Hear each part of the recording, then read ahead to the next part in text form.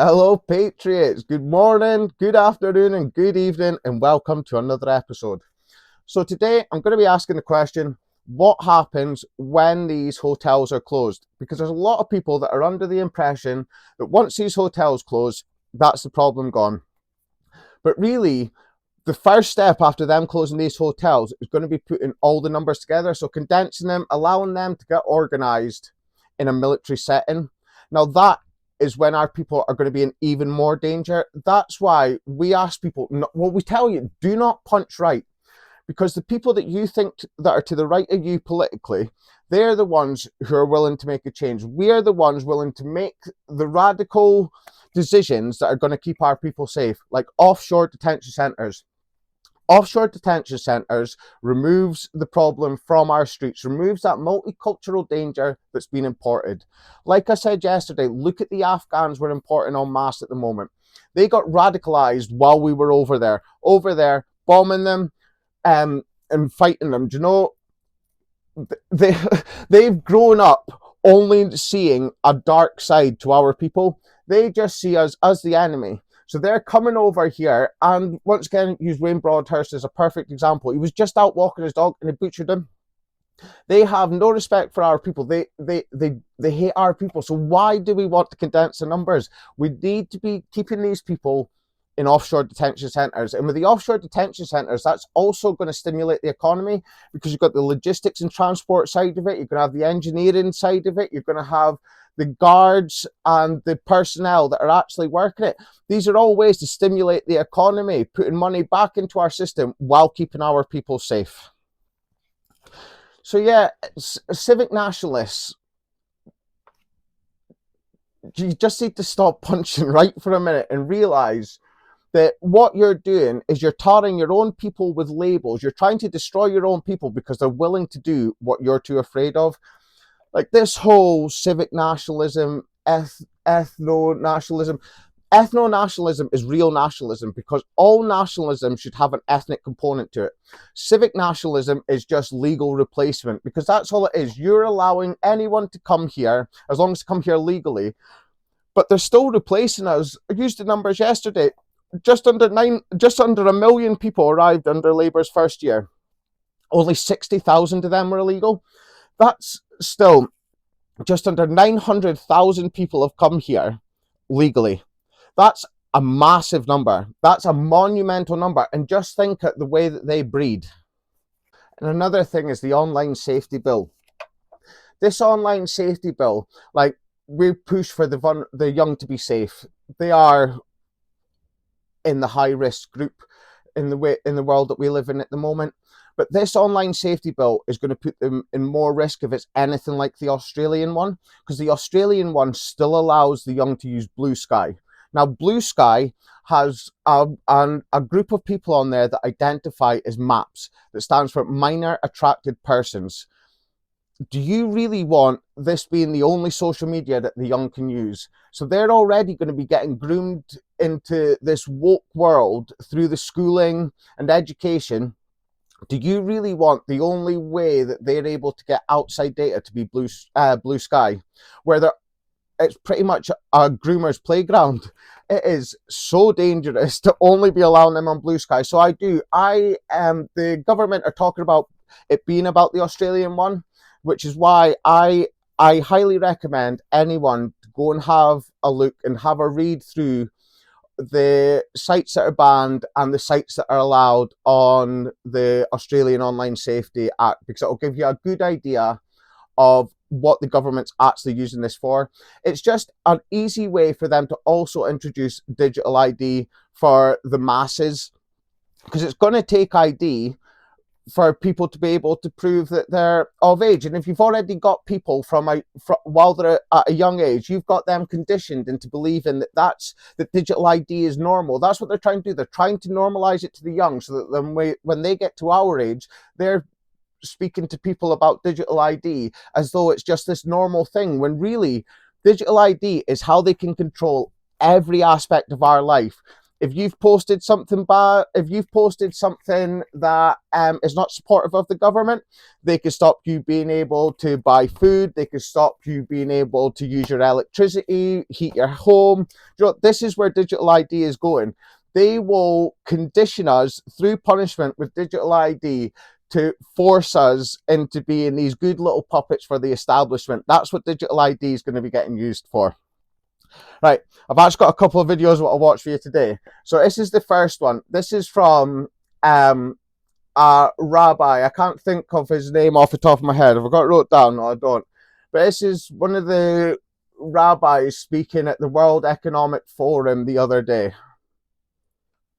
I think the rise of the extreme right in many European countries is a response to the insecurity felt by the old Europeans, so-called old Europeans, regarding the new immigrants who came from the Middle East. So I think that fighting Islamophobia and anti-Semitism is an interest of both religions. So he's saying there that old Europeans, us, are feeling insecure about our space in our homeland, which is Europe, because that's what's causing the rising Islamophobia and anti-Semitism, because we feel insecure as our place. They're actively trying to replace us here. This is what he's pushing for. He's saying that we should just move over because of labels like Islamophobia and anti-Semitism.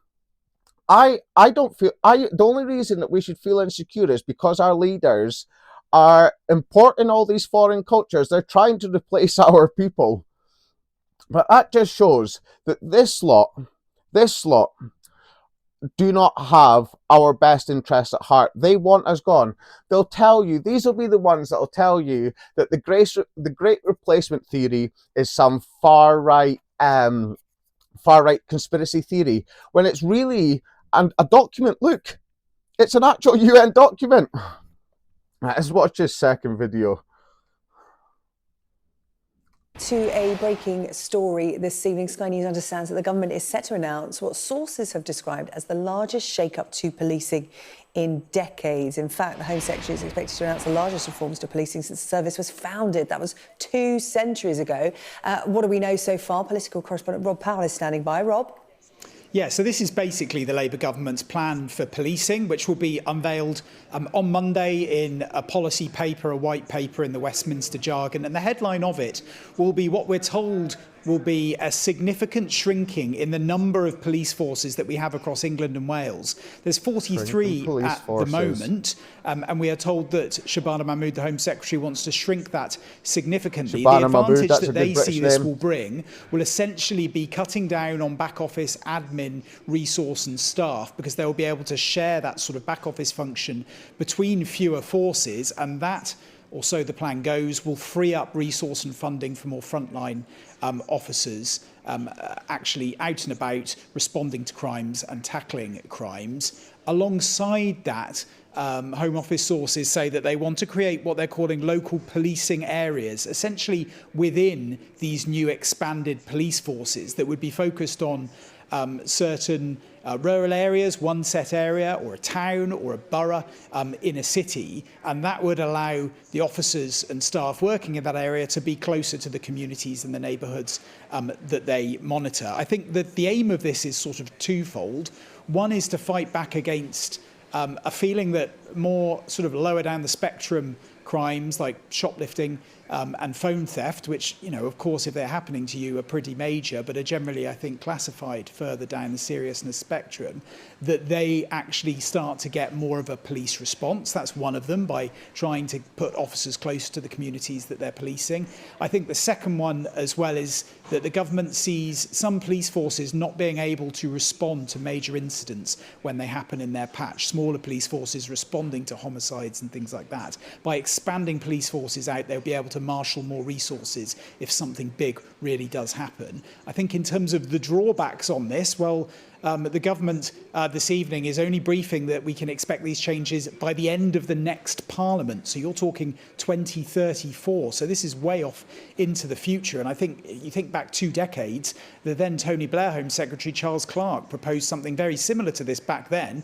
It obviously never got off the drawing board. I think whilst you had police chiefs backing this idea of shrinking down police forces to free up resource, it might run into trouble with the policing unions, the federation, that will likely claim that the real route to success here is just by putting more money in, more funding and investment. And then I think the final point is that sort of freeing up and cutting down back office staff to put more people on the front line is something that you frequently hear as a solution for many foreign public nonsense service woes. It's something getting that's spoken released about, on say, in the community NHS. service. But what you have to avoid really is Does that by this really cutting seem down like on the back time to office be staff and cutting? managers, you don't force more of the frontline staff to have to pick up those kind of admin duties. So look, we're talking about a massive piece of work here that we probably won't see the benefit of until way after the next election. But I think the Home Office and those around the Home Secretary, Shabana Mahmood, see this as part of her reforming programme. They are very much presenting it in the same vein as what she's done on migration, legal and illegal,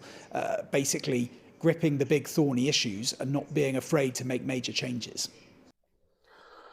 Oh, well, so, yeah, I just think this is an absolutely terrible idea. When we've got all the problems, and like you can say to me, oh, but that's England and Wales. They're literally just there. We share a wee island. And if they get overrun, like let's look at London. London has over 600,000 illegals there. That's almost 3 times the population of Aberdeen. If they get overrun down there, if they get totally dismantled, then what are we supposed to do up here? This is going to end up coming up here, cutting back on forces. I just think this is a terrible idea.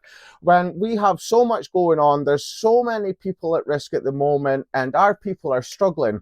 Now is not the time to be cutting the police force. Like, fair enough, the police work against us, but there's still some good ones out there who are trying to keep our people safe.